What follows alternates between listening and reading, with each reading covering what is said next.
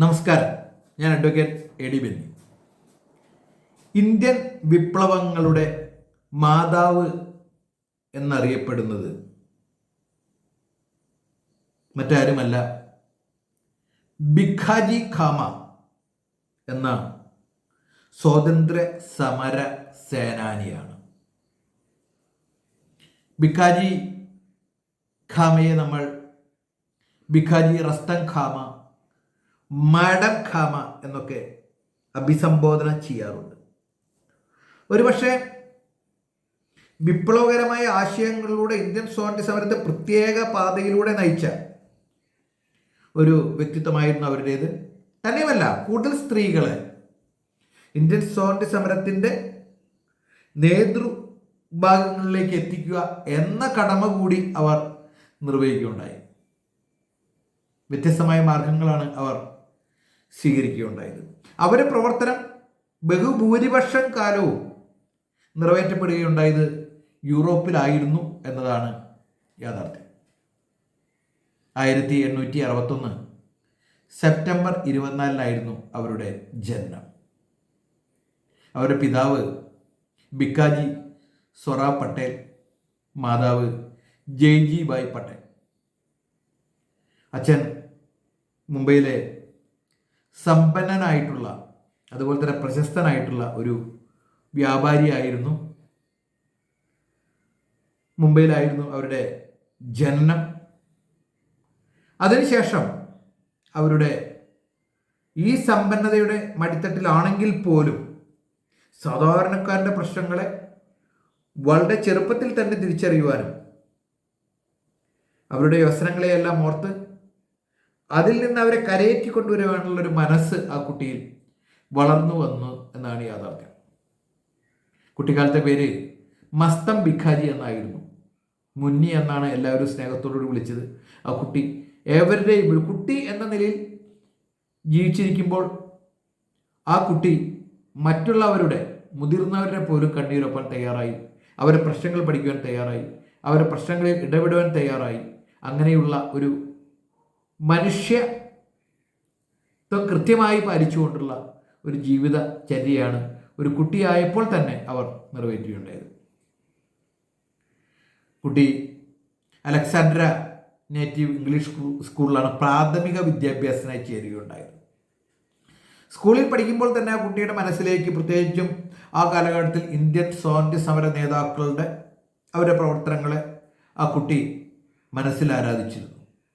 അതുപോലെ തന്നെ ഈ രാഷ്ട്രത്തിന് വേണ്ടി ബലിയർപ്പിക്കപ്പെട്ട ആളുകൾ, വിപ്ലവത്തിൻ്റെ ഭാഗമായി ജീവൻ പൊലിഞ്ഞ വ്യക്തികൾ, ഇവരോടെല്ലാം തന്നെ വലിയ ആദരവ് ആ കുട്ടിയിൽ നിറഞ്ഞു നിൽക്കുകയുണ്ടായി.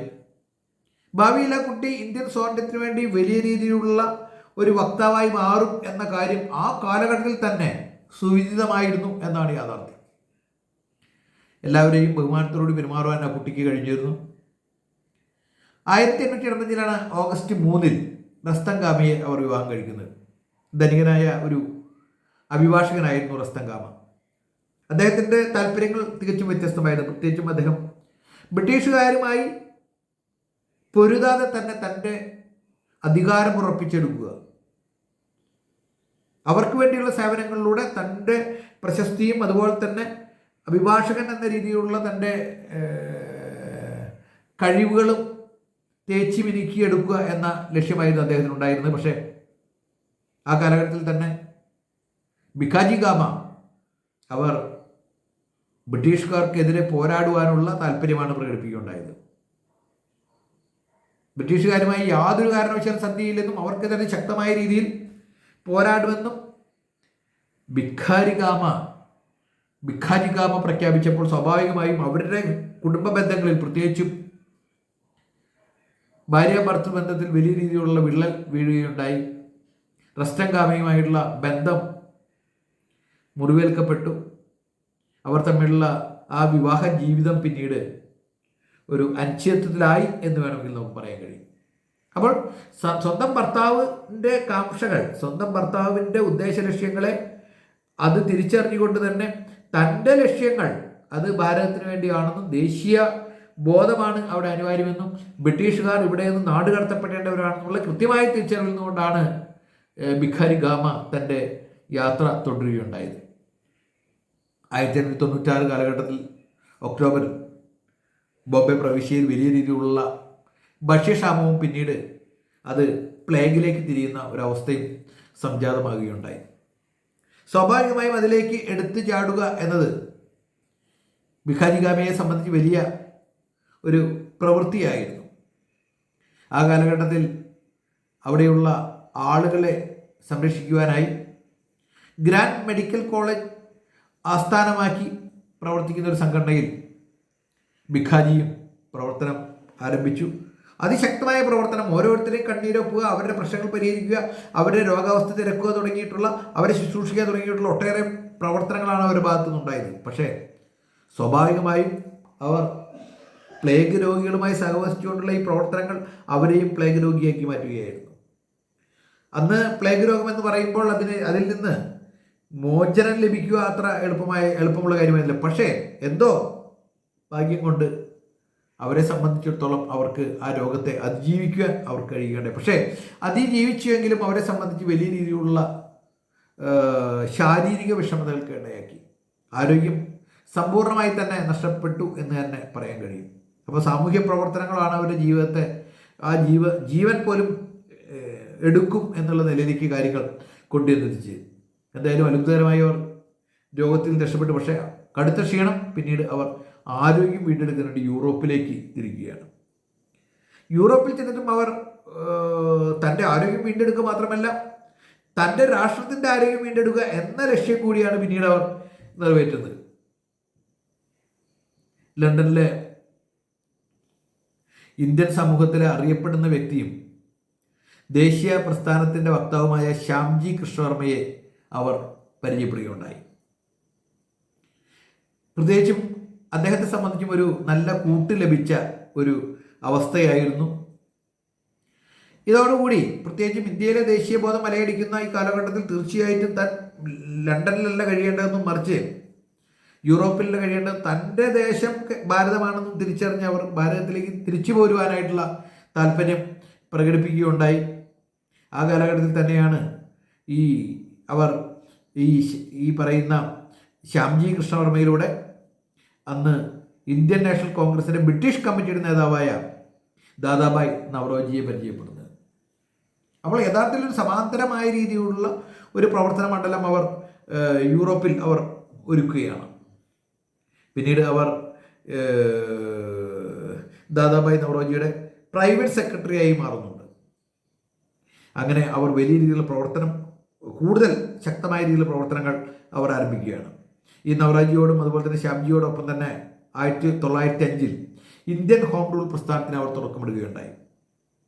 ആ രീതിയിലുള്ള പ്രവർത്തനങ്ങൾ അവർ ശക്തമായി കാഴ്ചവെക്കുകയുണ്ടായി. ഈ ദേശീയ പ്രസ്ഥാന മുന്നേറ്റത്തിൽ അവരുടെ പങ്ക് ഇന്ത്യയിലും യൂറോപ്പിലും ഒരുപോലെ തന്നെ അവരുടെ ആ നേതൃപാടവത്തെക്കുറിച്ച് വലിയ മതിപ്പ് ഉളവാക്കപ്പെട്ടു. അവർ ഇന്ത്യയിലേക്ക് വരുവാൻ ആഗ്രഹിച്ചു. ബ്രിട്ടീഷ് ഭരണകൂടം അതിന് പറയുകയുണ്ടായത്, ഇന്ത്യയിൽ ചെന്നാൽ ഇത്തരത്തിലുള്ള പ്രവർത്തനങ്ങൾ നിങ്ങൾ ചെയ്യുകയില്ല എന്ന് ഉറപ്പ് എഴുതി തന്നാൽ തീർച്ചയായിട്ടും ഞങ്ങൾ ഇന്ത്യയിലേക്ക് നിങ്ങളെ പറഞ്ഞു വിടാമെന്നായിരുന്നു. പക്ഷേ അവർ ഈ ഒരു ഔദാര്യത്തിന് വേണ്ടി കാഴ്ച നിലനിൽക്കുകയുണ്ടായില്ല. എന്നെ സംബന്ധിച്ച് അപ്രകാരം എഴുതി തന്ന ഇന്ത്യയിലേക്ക് എനിക്ക് തിരിച്ചു പോകേണ്ട കാര്യമില്ലെന്നും ഈ പറയുന്ന ദേശീയ സമരം നടത്തുവാനായിട്ട് എനിക്ക് ഇന്ത്യ ഒരു ഭൂമിക ആകേണ്ടതില്ലെന്നും എനിക്ക് അത് വർദ്ധിക്കുവാനായിട്ടും യൂറോപ്യൻ മണ്ണ് മാത്രം മതിയെന്നും എന്നുള്ള ചിന്താബോധത്തോടെയാണ് പിന്നീട് അവർ പ്രവർത്തിക്കുകയുണ്ടായത്. അവർ മാപ്പ് എഴുതി കൊടുത്ത്, അല്ലെങ്കിൽ ഭാവിയിൽ ഇത്തരം പ്രവർത്തനങ്ങളിൽ താൻ ഏർപ്പെടുകയില്ല എന്ന് എഴുതി കൊടുത്തുകൊണ്ട് ഇന്ത്യൻ മണ്ണിലേക്ക് പ്രവേശിക്കാൻ അവർ താല്പര്യം കാട്ടുകയുണ്ടായില്ല. ഇന്ത്യൻ മണ്ണിനോടുള്ള വിരോധം കൊണ്ടല്ല, ആ മണ്ണിനോട് അവർ വലിയ രീതിയിൽ ഇഷ്ടപ്പെട്ടിരുന്നു. പക്ഷേ ബ്രിട്ടീഷുകാരോട് ഇപ്രകാരം എഴുതി കൊടുത്തുകൊണ്ട് തനിക്ക് തൻ്റെ നാട്ടിലേക്ക് തിരിക്കാനൊരു ഗതികേട് തനിക്കില്ല എന്ന് തീർത്ത് പറയുവാനുള്ള കെൽപ്പ് അവർ കാട്ടി എന്നിടത്താണ് ഈ പറയുന്ന ഭിഖാരി ഖാമ വളരെ ശ്രദ്ധേയയായി മാറുന്നത്. ഭിഖാരി ഖാമയുടെ മറ്റൊരു പ്രധാനപ്പെട്ട സവിശേഷത എന്ന് പറയുമ്പോൾ അവർ ചെയ്ത ഒരു ധീരകൃത്യം എന്ന് പറയുന്നത് 1907 ജർമ്മനിയിലെ സ്റ്റുട്ട്ഗാർട്ടിൽ വെച്ച് നടന്നിരുന്ന ഇൻ്റർനാഷണൽ സോഷ്യലിസ്റ്റ് കോൺഫറൻസിൻ്റെ വേദിയിൽ അവർ ഇന്ത്യയുടെ ദേശീയ പതാക ഉയർത്തുകയാണ്. അതാണ് ഭിഖാരി ഖാമയുടെ ഏറ്റവും പ്രധാനപ്പെട്ട ഒരു പ്രവർത്തനമായി കാണുന്ന ഒരു സംഗതി. അവർ അത് ചെയ്ത ഒരു സിംബോളിക്കാണ്. പ്രത്യേകിച്ചും അവർ ഇന്ത്യക്ക് സ്വയംഭരണം ആവശ്യപ്പെട്ടുകൊണ്ടാണ് ഈ പറയുന്ന പതാക അവർ ഉയർത്തിയിട്ടുണ്ടായത്. ഒരു പൊതുവേദിയിൽ, ലോകത്തിലെ ഒരു പൊതുവേദിയിലാണ് അവർ ജർമ്മനിയിലെ സ്റ്റുട്ട്ഗാർട്ടിൽ ഇപ്രകാരം അത് നിവർത്തിച്ചപ്പോൾ അത് ലോകവ്യാപകമായ രീതിയിൽ ശ്രദ്ധ അതിന് നേടിയെടുക്കാൻ കഴിഞ്ഞു എന്നാണ് യാഥാർത്ഥ്യം. പച്ചയും കുങ്കുമവും ചുവപ്പും നിറത്തിലുള്ള ഒരു പതാകയാണ് ഇന്ത്യയുടെ പതാകയായിട്ട് അവർ ഉയർത്തുകയുണ്ടായത്. അപ്പോൾ അത് യഥാർത്ഥത്തിൽ അപ്രകാരം ഒരു പതാക ഉയർത്തി ഇന്ത്യക്ക് സ്വാതന്ത്ര്യം വേണം, അല്ലെങ്കിൽ ഇന്ത്യക്ക് സ്വയംഭരണം ആവശ്യമാണ് എന്ന് പറഞ്ഞുകൊണ്ട് ഒരു പതാക ഉയർത്തിയപ്പോൾ അത് ലോകവ്യാപകമായി ചർച്ച ചെയ്യപ്പെട്ടു എന്നാണ് ഏറ്റവും ശ്രദ്ധേയമായിട്ടുള്ള ഒരു സംഗതിയായി നമ്മൾ കാണപ്പെടുന്നത്. എന്തായാലും അത്തരം പ്രവർത്തനങ്ങൾ അവരെ മുഖ്യധാരയിലേക്ക് നയിച്ചു എന്നാണ് യാഥാർത്ഥ്യം. അതോടൊപ്പം തന്നെ അവരെ സംബന്ധിച്ചിടത്തോളം താൻ ഇന്ത്യയിലേക്ക് മടങ്ങുന്നില്ല എന്ന് തീരുമാനമെടുത്തുകൊണ്ട് അവർ യൂറോപ്പിൽ വലിയ രീതിയിലുള്ള പ്രവർത്തനങ്ങളാണ് അവർ ആരംഭിക്കുകയുണ്ടായത്. പ്രത്യേകിച്ചും പാരീസ് ഇന്ത്യൻ സൊസൈറ്റി എന്ന് പറയുന്ന സംഘടനയുടെ നേതൃത്വത്തിൽ അവർ നടത്തിയിട്ടുള്ള പ്രവർത്തനങ്ങൾ വലിയ രീതിയിലായിരുന്നു. അതിൽ പ്രധാനമായിട്ടും ഉണ്ടായിരുന്നത് madam Bhikaji gamma, BH Godrej, SR Ramana, ഇവർ ചേർന്നാണ് ഈ പറയുന്ന ഇന്ത്യൻ ദേശീയവാദി സംഘടന പാരീസിൽ ആരംഭിക്കുകയുണ്ടായത്. അത് പാരീസ് ഇന്ത്യൻ സൊസൈറ്റി എന്നാണ് അറിയപ്പെട്ടിരുന്നത്. ഇന്ത്യയുടെ ഹോം റൂൾ സൊസൈറ്റിയുടെ, നേരത്തെ നമ്മൾ സൂചിപ്പിക്കേണ്ട ഹോം റൂൾ സൊസൈറ്റി അവർ 1905 കാലഘട്ടത്തിൽ ഇന്ത്യയിൽ ആരംഭിക്കുകയുണ്ടായി എന്ന് പറയുകയുണ്ടായി. ആ ഹോം റൂൾ സൊസൈറ്റിയുടെ ഭാഗമായിട്ടുള്ള പ്രവർത്തനത്തിൻ്റെ ഭാഗമായിട്ടാണ് ഈ പറയുന്ന രീതിയിലുള്ള ഒരു ഇന്ത്യൻ ദേശീയവാദി സംഘടനയായി പാരീസ് ഇന്ത്യൻ സൊസൈറ്റി എന്നത് അവിടെ രൂപീകരിക്കപ്പെടുന്നത്. അപ്പോൾ അതൊരു ഇന്ത്യൻ ഹോം റൂൾ സൊസൈറ്റിയുടെ ശാഖയായിട്ടാണ് അത് പാരീസിൽ പ്രവർത്തിക്കുകയുണ്ടായത്. ഇവരുടെ പ്രവർത്തനങ്ങൾ വലിയ രീതിയിലുണ്ടായിരുന്നു. അവർ പ്രധാനമായിട്ടും നമ്മൾ ശ്രദ്ധിക്കേണ്ട ഒരു പ്രധാനപ്പെട്ട സംഗതി, ബങ്കിം ചന്ദ്ര ചാറ്റർജി രചിച്ച വന്ദേ മാതരം എന്ന ഗാനം ബ്രിട്ടീഷുകാർ നിരോധിച്ചപ്പോൾ അതിൽ പ്രതിഷേധിച്ചുകൊണ്ട് വന്ദേ മാതരം എന്ന് പറയുന്ന ഒരു പ്രസിദ്ധീകരണം അവർ ആരംഭിക്കുകയാണ്, ഒരു പത്രം അവർ ആരംഭിക്കുകയാണ്. ഒന്ന് ആലോചിച്ച് നോക്കണം, യൂറോപ്പിലാണ് അവർ അത് ആരംഭിക്കുന്നത്. അപ്പോൾ യഥാർത്ഥത്തിൽ ഈ പറയുന്ന ഇന്ത്യൻ പാരീസ് ഇന്ത്യൻ സൊസൈറ്റി എന്ന് പറയുന്ന സംഘടനയുടെ നേതൃത്വത്തിൽ പാരീസിൽ നിന്നുകൊണ്ട് അവർ ഇപ്രകാരം ചെയ്തൊരു പ്രധാനപ്പെട്ട പ്രവർത്തനം എന്ന് പറയുന്നത് ഈ പറയുന്ന വന്ദേ മാതരം എന്ന് പറയുന്ന ഗാനം ഇന്ത്യൻ മണ്ണിൽ നിരോധിക്കപ്പെട്ടപ്പോൾ, ബ്രിട്ടീഷുകാർ നിരോധിച്ചപ്പോൾ ആ ഗാനത്തിൻ്റെ പേരിൽ അവർ ഒരു പത്രം ആരംഭിക്കുകയുണ്ടായി. യഥാർത്ഥത്തിൽ ആ പത്രം ആരംഭിച്ചത് വലിയ രീതിയിലുള്ള ചിന്തകൾക്ക്, പ്രത്യേകിച്ചും സ്വാതന്ത്ര്യ സമര സേനാനികൾക്കും അതുപോലെ തന്നെ ബ്രിട്ടീഷ് ഇന്ത്യൻ ശിപായിമാർക്കും ദേശീയവാദികൾക്കൊക്കെ വലിയ രീതിയിലുള്ള അവരെ സംബന്ധിച്ച് വലിയ ഉയർന്ന ചിന്തയ്ക്ക്, പ്രത്യേകിച്ച് സ്വാതന്ത്ര്യ വാഞ്ചയ്ക്ക് ആക്കം കൂടുന്ന രീതിയിലാണ് അതിൻ്റെ പ്രവർത്തനങ്ങൾ നടത്തുകയുണ്ടായത്. അവിടെ കൊണ്ടും അവർ നിർത്തിയില്ല. പിന്നീട് അവർ 1909 കാലഘട്ടത്തിൽ അവർ മറ്റൊരു ആനുകാലിക പ്രസിദ്ധീകരണം അവർ ആരംഭിക്കുകയുണ്ടായി. താൽവാർ എന്നായിരുന്നു അതിൻ്റെ പേര്. ആ താൽവാർ എന്ന പേര് വരുന്നത്, ആ താൽവാറിൻ്റെ മുഴുവൻ പേര് മദൻസ് താൽവാർ എന്നാണ്. അതിൻ്റെ പുറകിലൊരു ചരിത്രമുണ്ട്. കഴ്സൺ വില്ലി എന്ന് പറയുന്ന ഒരു ബ്രിട്ടീഷുകാരനെ കൊലപ്പെടുത്തിയ കുറ്റത്തിന് ബ്രിട്ടീഷുകാർ മദൻലാൽ ഡിംഗ്ര എന്ന് പറയുന്ന ഒരു വ്യക്തിയെ വധശിക്ഷ നൽകുകയുണ്ടായി. ആ വധശിക്ഷ നൽകിയതിൻ്റെ സ്മരണാർത്ഥമാണ് അവർ മദൻസ് തൽവാർ എന്ന പേരിൽ ഇപ്രകാരമുള്ള ഒരു ആനുകാലിക പ്രസിദ്ധീകരണം ആരംഭിക്കുകയുണ്ടായത്. അപ്പോൾ ബ്രിട്ടീഷുകാരോടുള്ള ആ വിരോധം, പ്രത്യേകിച്ചും ബ്രിട്ടീഷുകാരെ വധിച്ചതിൻ്റെ പേരിൽ ഒരാളെ തൂക്കിലേറ്റപ്പെട്ടപ്പോൾ ആ വ്യക്തിയുടെ സ്മരണ നിലനിർത്തുക എന്ന ലക്ഷ്യത്തോടു കൂടി തന്നെയുമല്ല ധീരദേശായിമാരും ഇതര വ്യക്തികൾക്കും പകർന്നു ലഭിക്കുന്നതിന് വേണ്ടി ഭാരതീയ പൗരന്മാർക്കൊക്കെ തന്നെ ആ തലത്തിൽ ചിന്തയുടെ ആ മൂർച്ച കൂട്ടുന്നതിന് വേണ്ടിയാണ് അവർ ഇപ്രകാരം പ്രവർത്തിക്കുകയുണ്ടായത്. അവർ ഇപ്രകാരം ഒരു ആനുകാലിക പ്രസിദ്ധീകരണം ആരംഭിക്കുകയുണ്ടായത്. താൽവാർ അഥവാ മദൻസ് താൽവാർ എന്നായിരുന്നു അതിൻ്റെ പേര്. അപ്പോൾ പാരീസിൽ അത് സ്ഥാപിതമായെങ്കിലും ജർമ്മനിയുടെ ബെർലിനിൽ നിന്നാണ് അത് പ്രസിദ്ധീകരിക്കുകയുണ്ടായത്. വീരേന്ദ്ര ചതോപാധ്യായായിരുന്നു അതിൻ്റെ എഡിറ്റർ.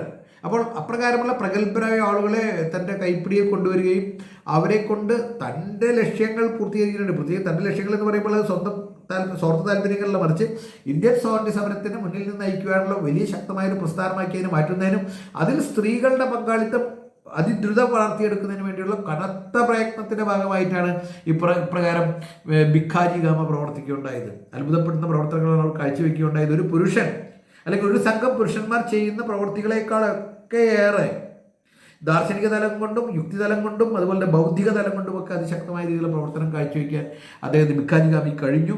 എന്നിടത്താണ് ഭിക്കാജി ഗാമ തികച്ചും വ്യത്യസ്തമായി മാറുന്നത്.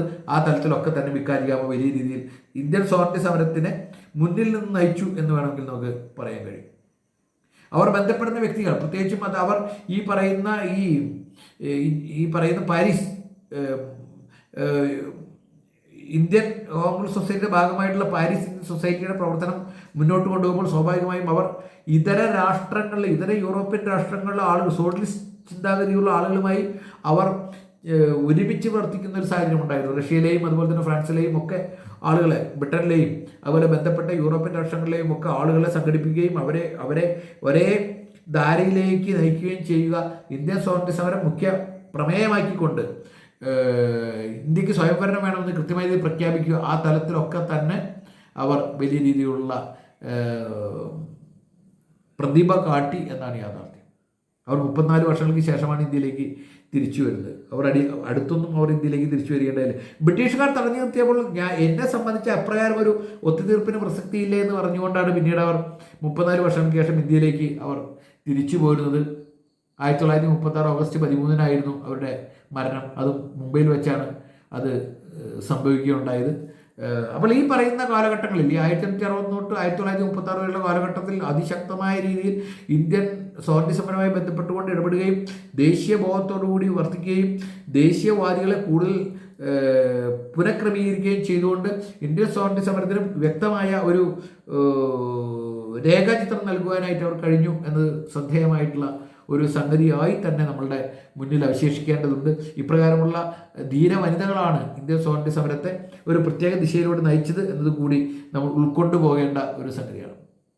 എല്ലാതിനെയും മിശ്രണം ചെയ്തുകൊണ്ട്, എല്ലാ ആശയങ്ങളെയും മുഖ്യധാരയിലേക്ക് എടുത്തുകൊണ്ട് തൻ്റെ ആത്യന്തികമായ ലക്ഷ്യം ഈ പറയുന്ന ബ്രിട്ടീഷുകാരെ തുരത്തുക, ഇന്ത്യക്ക് സ്വയംഭരണം നൽകുക എന്നതാണെന്നുള്ള കൃത്യമായ തിരിച്ചറിവുകൊണ്ടാണ് അവരുടെ പ്രവർത്തനം അവർ മുന്നോട്ട് കൊണ്ടുപോവുകയുണ്ടായത്.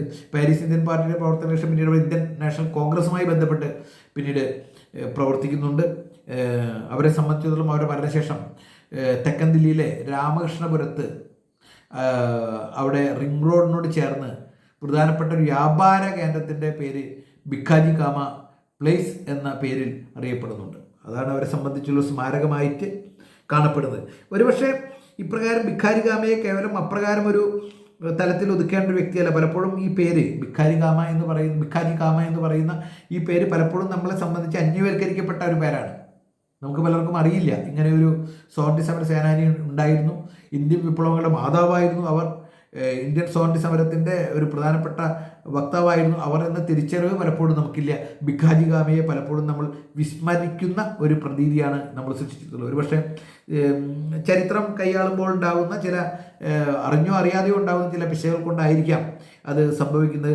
നമ്മളെ സംബന്ധിച്ച് നമ്മുടെ സ്വാതന്ത്ര്യ സമരവുമായി ബന്ധപ്പെട്ടുകൊണ്ട് നമ്മളെ സംബന്ധിച്ച് കേട്ട് പരിചയിച്ച കുറേ മുഖങ്ങളാണ് നമ്മുടെ മുമ്പിലുള്ളത്.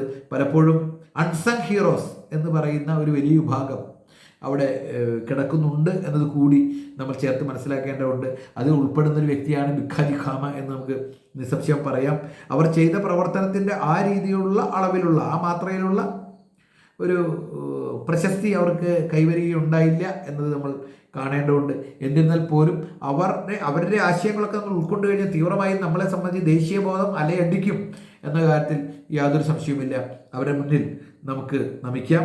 എല്ലാവർക്കും ആശംസകൾ നേരുന്നു. നന്ദി, നമസ്കാരം.